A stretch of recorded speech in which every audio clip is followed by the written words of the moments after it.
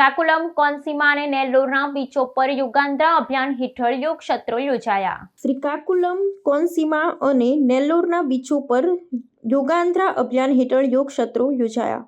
આંધ્રપ્રદેશ સરકારે આંતરરાષ્ટ્રીય યોગ દિવસ 21 જૂનની ઉજવણી માટે યોગાંદ્રા 2025 અભિયાન શરૂ કર્યું છે, જે 21 મેથી 21 જૂન સુધી ચાલશે। આ અભિયાન હેઠળ નેલ્લોર, શ્રીકાકુલમ અને કોનસીમા જિલ્લાઓના બીચો પર યોગ સત્રો યોજાયા, જેમાં હજારો લોકોએ ભાગ લીધો।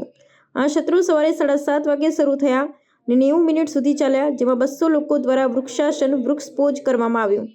શ્રીકાકુલમ અને કોનસીમા જિલ્લામાં 3000થી વધુ માછીમારો અને સ્થાનિક લોકો યોગ સત્રમાં જોડાયા।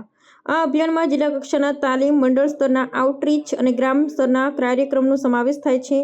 આંધ્રપ્રદેશ સરકારના આ પ્રયાસનો મુખ્ય ઉદ્દેશ્ય યોગને લોકોના દૈનિક જીવનનો ભોગ બનાવવાનો છે।